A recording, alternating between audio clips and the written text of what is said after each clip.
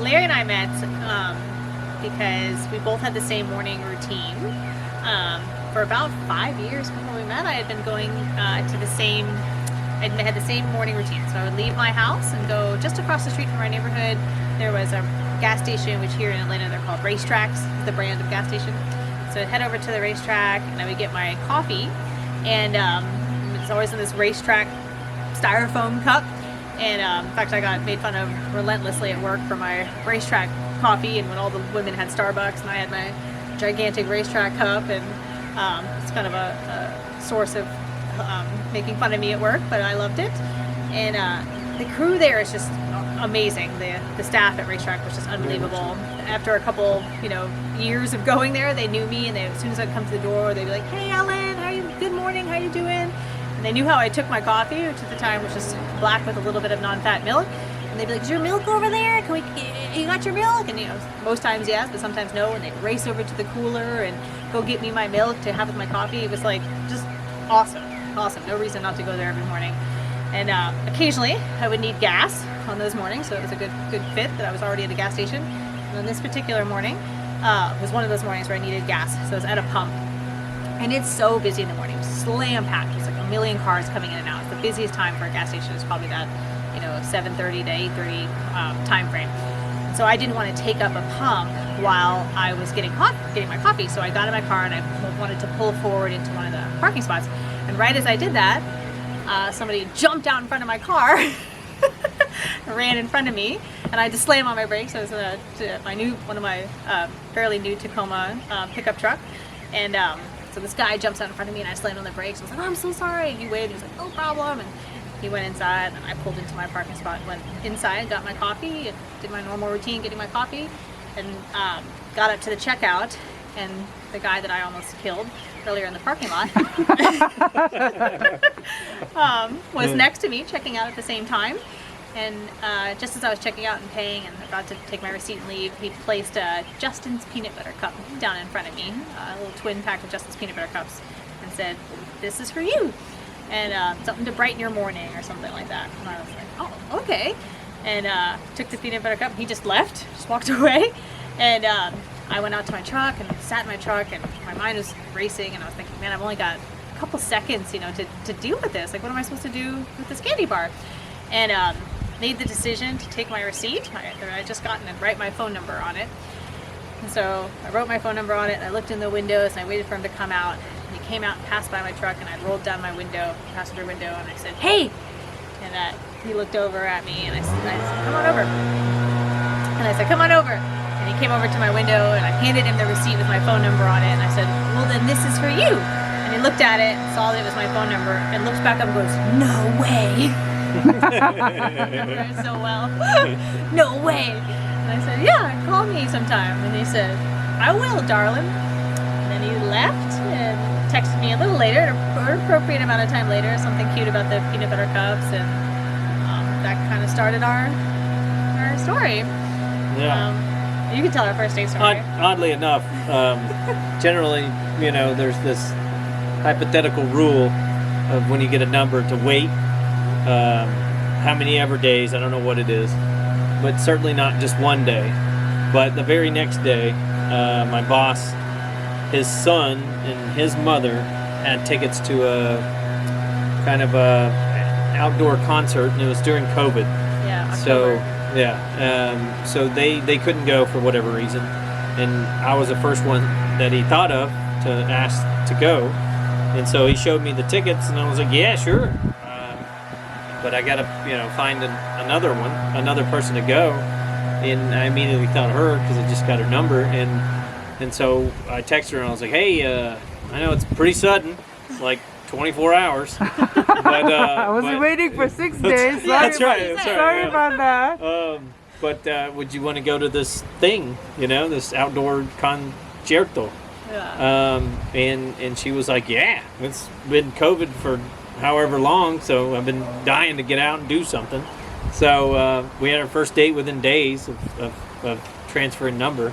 It was, and I don't think they do them all over the world, but there was this kind of series of concerts called Candlelight, concerts by candlelight. Oh, I went to a And it bunch was of those. so That's beautiful. Yeah, they're cool, yeah. It was outdoors under this huge tree, and all the chairs were in pairs. They were all separated from each other, so it was very like you had Yeah, your own very private, almost cozy, little yeah. spot. And these That little light was- up electrical candles everywhere, and it was Yeah.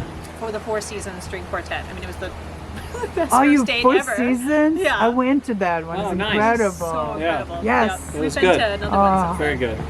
That was really a nice start. Yeah. Yes, Yeah. yes. Chocolate and a concert and Vivaldi can't get any better. Yeah, that's right. Yeah. So, and how long you dated? We did, and then so actually Yeah, it was that yes, night. I'm sorry, It go was ahead. that night he drove. He picked me up. I let him pick me up, and I was like, well, you know, it could go either way. I could either get killed or I could end up with And this is when I lived next door to Mom. So Mom and I, literally the side, my mom was my next door neighbor. So I remember telling her, like, I'm going on this date. If I don't come back, you know, send the cavalry. SOS. Send an SOS. But so he picked me up, and I picked me up from my house, and that's when he saw, I think my dogs, Flo and Lola, had come to the window. They always did, to say goodbye. So he knew I had these two dogs. So when he dropped me off, he was pulling into my driveway at night. He said, "You can say no. I understand. This is a weird request. But Can may I come inside?" May I meet your dogs?" Yes. And I was like, "Yeah, sure." So we met my dogs, and instant. Boy, did I. Instant bond. I think, looking back, he knew what he was doing. But instant bond. My dogs fell in love with it. Like, instantly fell in love with it. And then our dates after that became us meeting at a park. We walked the girls. So we walked the dogs for a couple of an hour or two down this trail, and that was our dates for the next running. 5 or 6 dates. Yeah. You know, we do that every other day. I think every other day we meet and walk the girls. So of course the girls loved Larry and loved looking forward to Larry. And I remember one time I got my hair done. It was probably 6 dates in or whatever. 6 times he's walking. I just got my hair done, and I texted him and I was like, meet me for a drink. And he was like, okay. So we met for a drink at the Smyrna Village and had a drink. And so I had been with him and went home, having hung out with him, probably hugged him goodbye. And so I came home, and they smelled him on me. Immediately, both girls were on me like they'd never been before, sniffing every inch of my pants. Flo jumped up on me, my Staffy jumped up on me and grabbed my leg and just was violently sniffing my leg, like, how dare you have gone out with him without us? I mean, they were so mad that I'd seen you. I think I took a picture. She was literally holding my leg, trying to sniff me as hard as she could. I took a picture of her because it was so funny. They were so mad that I'd seen you without them. And you know, it evolved after that. Of course, we were hanging out more and more and more, and we met in October of 2020, Yeah. and I believe we were engaged the following June. Yeah. Yeah, Wow. he proposed in June. That's amazing.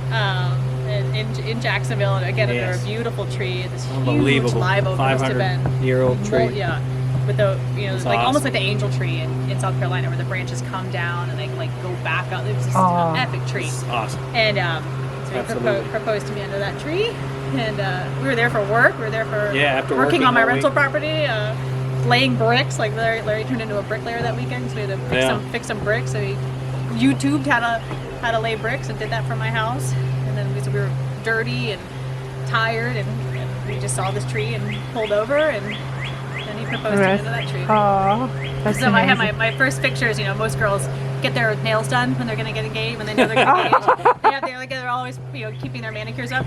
My fingernails were so dirty, like I had dirt hacked under my fingernails from how we were working in the yard for days. And so I took a picture. My first picture of my hand with my engagement ring on was filthy, No dirty nails. fingernails. Yeah. Cut him And off. I was like, whatever. And Jane's like, you know, my sister said it wouldn't be you if it was any other way. You know, it wouldn't be right if your nails weren't dirty. And I was like, yeah, That was that's true. pretty awesome. So, what would be your message to people your age or any age? What would you like to them to know and believe? My message to men is to hit on women in the wild. It still works. It's still great. I, of course, was on the dating app. We're a little older. We met when I was 37. So 36. 36? I think you're right. It was 36. And so I'd been on dating apps, met men on dating apps. I don't think there's anything particularly wrong with that. There's nothing wrong with that. It's fine. It's a perfect way to meet people. But it's not the only way to meet people. And I am so eternally grateful that you took a chance. It's not easy to do that, and I'm so blessed that you did, and thankful that you did, and I hope more people do that, and I hope more women are open to that. You know, and maybe it's not, you know, in my case it was the cutest guy in the world, but maybe it's not the cutest guy in the world, but you know, everyone deserves a chance, and I think that more women should be open to men that hit on them in real life. What about you, Larry? What would you like to share with the world? I think it's keep an open mind. In this day and age, everybody's scared of everything, and everybody, I think, has an idea of what they want, but it may not be what they need.